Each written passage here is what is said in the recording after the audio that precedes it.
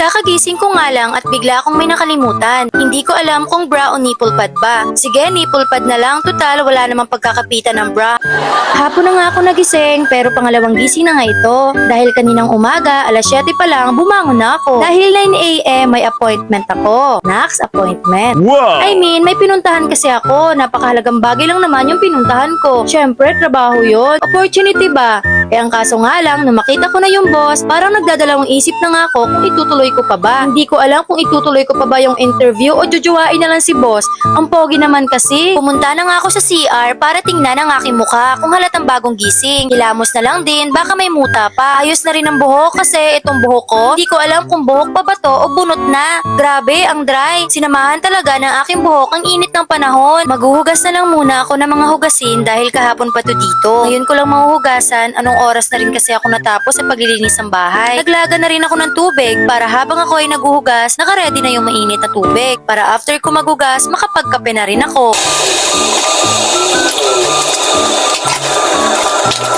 Bigla nga ako nainitan at akin nga binuksan ang main door dahil kapag yung sliding window lang sa balcony ang nakabukas, halos wala nang hangin na pumapasok dito sa bahay.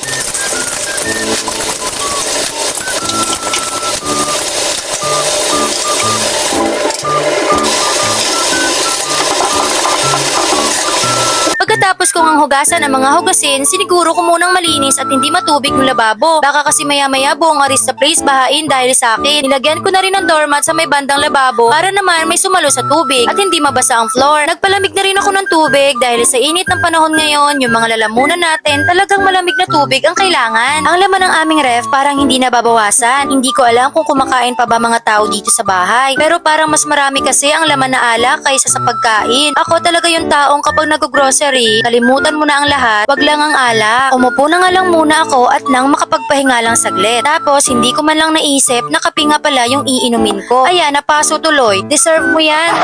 Hinayaan ko na nga lang muna na lumamig yung kape. Diba ininit pa yung tubig kung papalamigin lang din? Habang pinapalamig ko nga yung kape, kinuha ko na lang muna yung mga bagong labang damit sa sampayan para matupi ko na rin.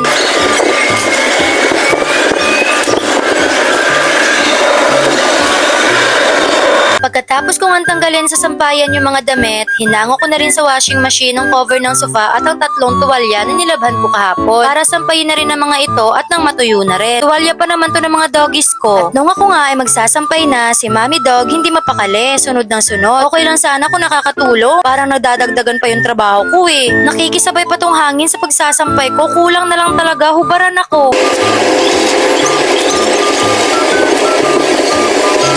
Sa hinaba-haba nga ng panahon, sa wakas, lumamig na rin yung napakainit kong kape. Kahit gaano nga kalakas ang hangin, talo pa rin talaga siya ng init. Pinagpapawisan nga pa rin ako, kaya binuksan ko pa rin yung electric fan. Natawa na lang din ako dahil biglang naputol yung fan. Bigla na lang nahulog yung katawan. Nakikisabay din ang sira ng fan sa init ng panahon.